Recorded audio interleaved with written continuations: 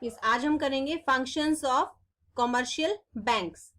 तीन तरह के फंक्शंस होते हैं बेटा कॉमर्शियल बैंक्स के। First one is primary functions, second one is secondary functions and third one is electronic banking services.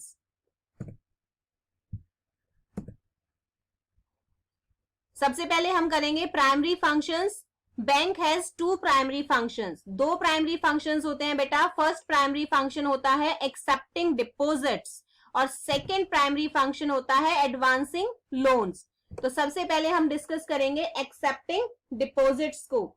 Bank क्या है, पब्लिक से डिपॉजिट्स एक्सेप्ट करता है। डिपॉजिट्स मतलब जो पब्लिक के पास एक्स्ट्रा मनी है, इस टाइम पे उन्हें उसकी जरूरत नहीं है, वो क्या करेगा, उस मनी को डिपॉजिट कर लेगा अपने पास। ठीक है, अब ये किस तरीके से डिपॉजिट किए जा सकते हैं? फर्स्ट वन इज फिक्स्ड और time deposit account. Fixed deposits क्या होते हैं, आप सभी ने सुना भी होगा बेटा कि एफडी हम बोलते हैं। एफडी क्या होता है, एक टाइम पीरियड के लिए डिपॉजिट किया जाता है। तो money is deposited in this account for a fixed time period. तो इस अकाउंट में फिक्स टाइम के लिए उस पैसे को डिपॉजिट किया जाता है और डिपॉजिटर क्या करता है, उसके ऊपर इंटरेस्ट लेता है। ठीक है, लेकिन अगर आप उस पैसे को उस टाइम पीरियड से पहले अगर विड्रॉ करते हो, उससे पहले आपको उस पैसे की जरूरत हो जाती है, तो बैंक क्या करेगा, कुछ डिस्काउंट चार्ज करेगा। फॉर एग्जाम्पल आपको 100 रुपीज पे बैंक ने 5% का इंटरेस्ट दिया। ठीक है, लेकिन 2 इयर्स के लिए आपको 5% का इंटरेस्ट दे दिया।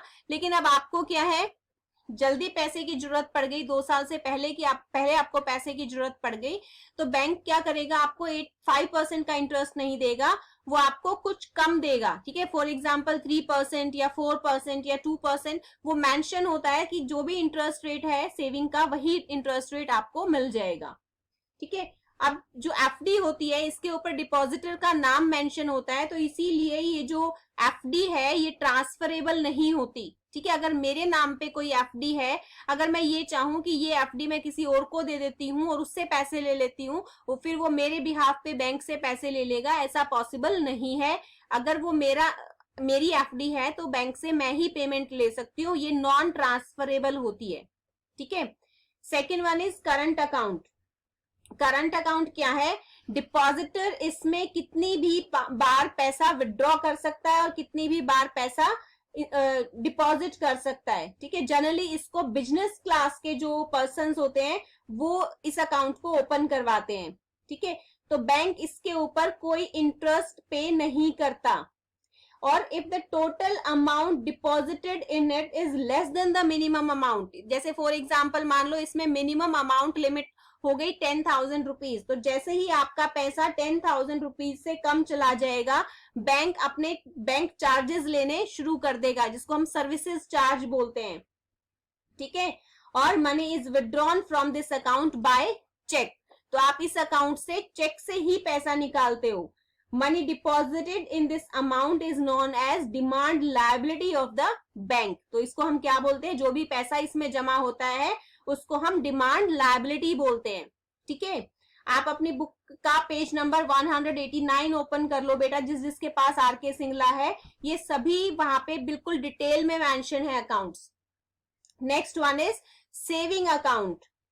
सेविंग अकाउंट क्या है, this account is used to encourage the small villagers. ठीक है, स्मॉल सेविंग, सॉरी, तो जो स्मॉल सेविंग्स हैं जिन लोगों के पास, वो सेविंग अकाउंट ओपन करवाते हैं और बैंक क्या करता है, इस सेविंग्स के ऊपर इंटरेस्ट देता है। इनका जो इंटरेस्ट होता है वो फिक्स डिपॉजिट से कम होता है। ठीक है, अभी मैंने जब फिक्स डिपॉजिट्स आपको बताया था तो ये कहा था कि जैसे 5% इंटरेस्ट दे रहा है और आपको टाइम से पहले निकालना पड़ गया, तो आपको उतना इंटरेस्ट मिलेगा जितना कि सेविंग अकाउंट पे मिलता है।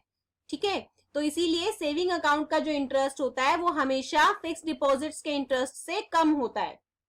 इसके बाद है रिकरिंग अकाउंट, जिसको हम आरडी बोलते हैं। ठीक है, आरडी क्या है, ये रिकरिंग डिपॉजिट अकाउंट है, जिसमें हमें हर महीने कुछ अमाउंट डिपॉजिट करना होता है। फॉर एग्जाम्पल अगर मैंने 2,000 की आरडी ओपन करवाई है बैंक में, तो मुझे हर महीने 2,000 रुपीज डिपॉजिट करवाने पड़ेंगे इसमें बिफोर द एक्सपायरी डेट।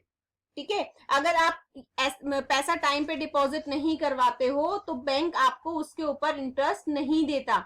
अब इसका जो इंटरेस्ट रेट होता है वो सेविंग से ज्यादा होता है लेकिन एफडी से कम होता है, ठीक है। तो आरडी का जो इंटरेस्ट रेट हो गया वो किससे ज्यादा है, सेविंग से ज्यादा है लेकिन फिक्स डिपॉजिट से कम है। इसके बाद नेक्स्ट अकाउंट है multi option deposit account. It is a type of saving account. ये भी क्या है, एक तरह का सेविंग अकाउंट है in which deposit in excess of particular limit gets automatically transfer to the fix deposit. Means आपने एक अमाउंट फिक्स कर दिया कि मेरे अकाउंट में 5,000 से ज्यादा पैसे जैसे ही होते हैं, जो भी मिनिमम लिमिट आपने डिसाइड कर रखी है, उससे ज्यादा जितने भी पैसे हैं वो ऑटोमेटिकली किस में ट्रांसफर हो जाएंगे, एक एफडी के अंदर। तो ये बैंक अपने आप ही इसको किस में ट्रांसफर कर देगा, फिक्स डिपॉजिट में ट्रांसफर कर देगा, ठीक है। तो इसका मतलब क्या हुआ, अब आपको बेनिफिट हो गया, आपको बार बार उसको एफडी में कन्वर्ट करवाने के लिए जाना नहीं पड़ेगा, आपके बिहाफ पे इस काम को बैंक ही कर रहा है, वो ऑटोमेटिकली एफडी में ट्रांसफर कर रहा है। On the other hand, in case adequate amount is not available in our saving, और अगर इसमें सेविंग में अमाउंट अवेलेबल नहीं है, bank account so as to honor a check that we have issued, the required amount get automatically transferred from FD. For example मान लो मेरे account में 50,000 रुपए हैं, ठीक है, और मैंने क्या किया, उसमें मिनिमम लिमिट लगा रखी है 10,000 की, तो एफडी में कितना ट्रांसफर हो गया, 40,000 रुपए। अब मैंने क्या किया, किसी को मान लो 20,000 रुपीज का चेक दे दिया एक, लेकिन अब मेरे अकाउंट में पैसे कितने हैं, 10,000, बाकी तो एफडी में चला गया, तो इसका मतलब मेरा तो चेक बाउंस हो जाएगा, डिसऑनर हो जाएगा, ठीक है। ऐसा नहीं होगा, बैंक क्या करेगा, एफडी में से ऑटोमेटिकली 10,000 रुपए यहां ट्रांसफर कर लेगा और उसको पैसे दे देगा, और 10,000 और ट्रांसफर करेगा किस चीज के लिए, जो मेरे मिनिमम डिपॉजिट है उसको रखने के लिए, ठीक है। इट मीन्स टोटल 20,000 रुपीज यहाँ डिपॉजिट हो जाएंगे और उस पर्सन को 20,000 की पेमेंट हो जाएगी। क्लियर? तो this is multi option deposit account.